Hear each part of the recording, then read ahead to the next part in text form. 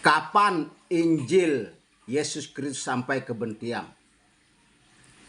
Siapa atau lembaga mana yang memberitakannya? Kali ini Ragiku akan mengupas menjadi saksi Kristus sampai ke Bentiang, sampai ke kampung saya, melawan lupa. Bersama Yesus ada masa depan, bersama Yesus masa depan cemerlang. Pasti. Dalam rangka peringatan kenaikan Tuhan Yesus ke surga, menjadi saksi Kristus, dan juga menyambut hari ulang tahun Gereja Perhimpunan Injili Baptis Indonesia yang jatuh pada setiap tanggal 22 Mei ya. Dan tahun ini usia Gereja Baptis, Gereja Perhimpunan Injili Baptis Indonesia adalah yang ke-59. Saudaraku yang dikasihi dan diberkati oleh Tuhan, Tuhan Yesus perintahkan, pergilah jadikanlah semua bangsa muridku, semua etnos. Jadi bukan seperti bangsa Indonesia, tetapi ada sub-sub dari bangsa Indonesia, ada suku-suku, jadi etnos. Bagian yang terkecil dari etnos itu adalah suku Dayak, dan Dayak yang agak kecil lagi, makin kecil lagi, yaitu yang ada di Bentiang. Saya orang Bentiang, dan saya ingin menyajikan fakta sejarah tentang Injil yang masuk di Bentiang, melawan lupa. Ya maklum, nanti generasi muda enggak tahu, generasi muda lupa. Mumpung saya belum berangkat ke surga, belum dipanggil Tuhan, saya mau membuat video ini. Saudaraku yang dikasihi dan diberkati oleh Tuhan, Yesus ketika dia mau berangkat naik ke surga, dia katakan kepada murid-muridnya bahwa Injil kerajaan itu harus diberitakan. Dan kamu akan menjadi saksiku di Yerusalem, di seluruh Yudea, Samaria, sampai ke ujung bumi, dan sampai ke Bentiang. Injil sampai ke Bentiang. Kapan, oleh siapa, dan bagaimana caranya? Saudaraku, kapan Injil masuk Bentiang? Nah, beberapa sumber yang saya dapat gali. Pertama, sumbernya dari bapak saya. Ya. Kemudian sumber yang kedua dari Pak Timor yang paling tua waktu itu. Lalu yang ketiga, dari beberapa orang tua yang ada di Bentiang. Di antaranya ada dulu Pak Mayak, ada Pak Beruntung, ada Pak Malik, dan beberapa orang tua yang lain. Mereka sepakat bahwa Injil sampai di Bentiang itu adalah di zaman pendeta Bremen. Mereka menyebutnya Bremen. Tuan Bremen mereka menyebutnya. Saya tanya tahun berapa, mereka tidak ada yang sepakat. Ada yang bilang itu sekitar tahun 1954 atau 1955. Jadi jauh sebelum gereja PB masuk. Jadi ada hamba Tuhan dari Sungai Betung namanya Pak John Bremen pergi ke Bentiang. Mereka semacam tur lah, rombongan memberitakan Injil.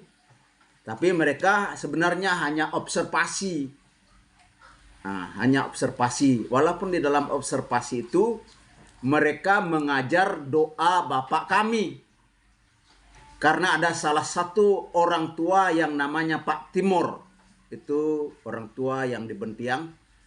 Ketika Injil sampai ke Bentiang tahun 69, dia tahun 71 dia masih hidup, dia bilang dulu sebelum ini sudah ada namanya Pak Bremen, dia mengajar. Dia mengajar doa Bapak kami sebenarnya. Dia mengajar doa katanya. Dan doanya dia bilang dia tidak hafal. Dalam surga, dalam nama Bapa dan Anak dan Roh Kudus. Amin. Jadi hanya singkat saja itu yang dia ingat. Ya, bapak saya sendiri dia bilang memang doa yang diajarkan itu doa bapak kami. Walaupun begitu bapak saya pun tidak hafal, walaupun dia sudah lebih berpendidikan, ya tidak tamat SD sih, dia di kelas 3 zamannya, ya keren zamannya. Dan bapak saya bilang, ya memang diajar doa bapak kami.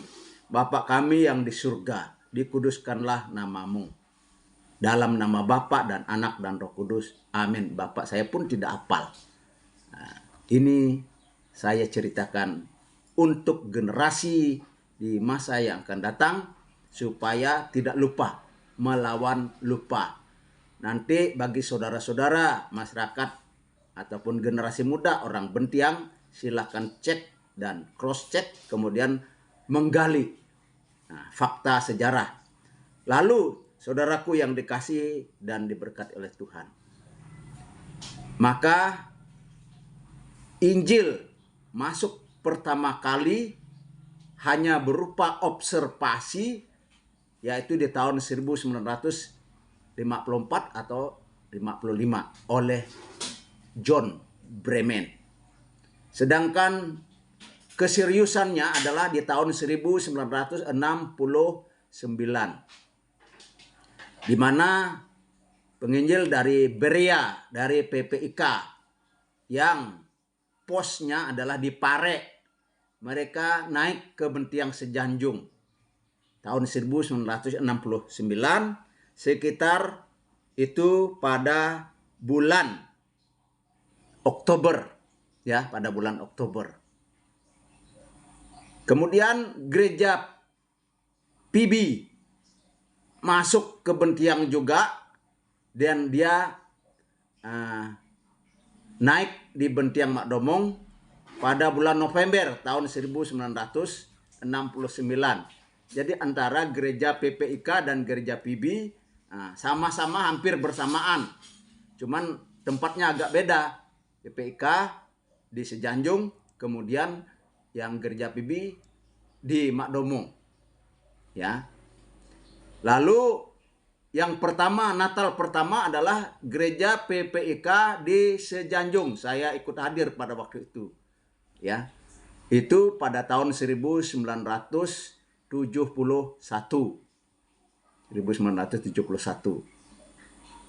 Namun saudara-saudara, bahwa setelah itu nampaknya pihak gereja PB dan PPIK mereka mengadakan suatu MOU atau sepakat bahwa karena intensitas gereja PB agak lancar, dan mereka MOU lalu menyerahkan pelayanan yang ada di Bentiang Sejanjung itu kepada gereja PB. Jadi PPIK dengan ikhlas dan gereja PB tidak merebut. Dan karena gereja PPIK dan gereja PB adalah gereja yang bersahabat, mereka saling menopang dan saling mendukung satu sama lain. Kemudian saudaraku yang saya kasihi dan dikasihi oleh Tuhan,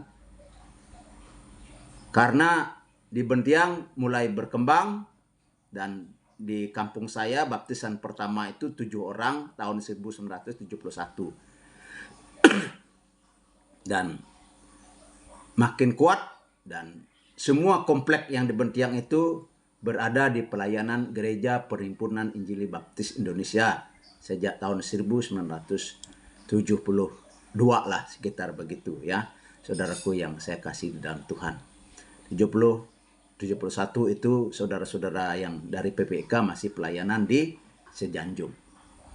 Kemudian pada tahun 1973 di Suti Semarang dibuatlah landasan pesawat supaya mobilitas pelayanan penginjilan dapat dilaksanakan dengan lancar. Dan akhirnya 1 tahun dibuat berhasil, di mana orang-orang Suti, orang Jangkap, orang Bentiang turun membantu membuat lapangan pesawat yang ada di Suti. Sehingga pada tahun 1974, sekitar bulan Mei, di hari ulang tahun gereja PB, maka diadakanlah konferensi gereja PB di Suti Semarang. Dan landasan pesawat yang sudah dibangun setahun lebih itu digunakan mengantar para peserta yang hadir dari berbagai tempat. Jadi mereka berangkat dari lapangan pesawat Bethesda Surkam dan mereka mendarat di Suti Semarang. Saya waktu itu umur 10 tahun. Dan saya senang karena saya untuk yang pertama kalinya menonton pesawat. Ya.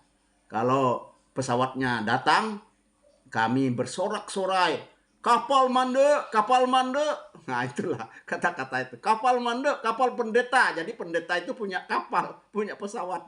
Jadi untuk karena ya maklumlah yang disebut, yang dikenal tuh ya pendeta. Nggak disebut kapal MAF, kapal misi enggak, tapi kapal pendeta. Jadi keren ya, pendeta punya pesawat, punya kapal. Kapal mande, kapal mande. Nah, itu yang kami laksanakan atau kami nonton pesawat tuh. Jadi ada 2 pesawat yang bergantian mendarat di lapangan Suti Semarang. Dan pesertanya ya sekitar mungkin ada 100 orang lah yang naik pesawat itu. Saudaraku yang dikasih dan diberkati oleh Tuhan. Kemudian di Bentiang sendiri dirasakan perlu dan masyarakat sepakat dengan misi, dengan pihak penerbangan MAF membangun landasan pesawat di Bentiang pada tahun 1979 dan mendarat pada tahun 1981. Agak lama dibandingkan dengan Suti karena Bentiang itu perlu pengerasan tanah. Dan pada tahun 1981 itu landasan pesawat diresmikan dan konferensi di Bentiang Sejanjung pada tahun 1981.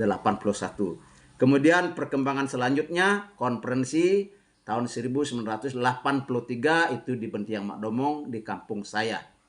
Kemudian pada tahun 1985 ada konferensi di Semakung. Jadi agak berturut-turut karena menggunakan lapangan pesawat itu. Dan bergiliran akhirnya di tempat lain, di Semame dan seterusnya. Saudaraku yang saya kasihi di dalam Tuhan Yesus, saya adalah orang Bentiang, tepatnya Bentiang Makdomong. Dan saya mengarang lagu dalam bahasa Bentiang. Nanti akan ada terjemahannya. Ata pagen Tuhan Yesus begile-gile.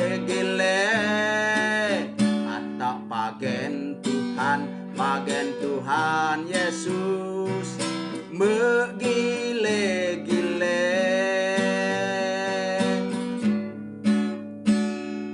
Oh sama sinde ata pagen Tuhan Yesus. Oh sama sinde ata pagen Tuhan Yesus. Ata pagen Tuhan Yesus. Agus batul-batul. Ata pagen Tuhan Yesus. Agus batul-batul. Oh ade ata pagen Tuhan Yesus. Oh ade ata pagen Tuhan Yesus. Nah, ada yang mengerti? Nah, orang Bentiang harus tahu. Tapi inilah artinya. Kita ikut Tuhan Yesus. Jangan olok-olok. Kita ikut Tuhan ikut Tuhan Yesus. Jangan olok-olok. Oi Bapak Ibu, kita ikut Tuhan Yesus. Oi Bapak Ibu, kita ikut Tuhan Yesus.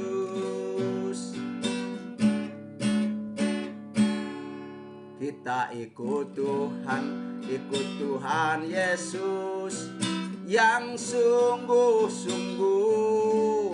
Kita ikut Tuhan Yesus yang sungguh-sungguh.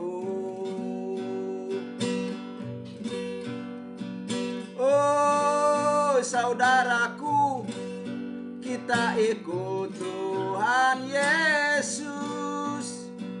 Saudara-saudari, kita ikut Tuhan Yesus.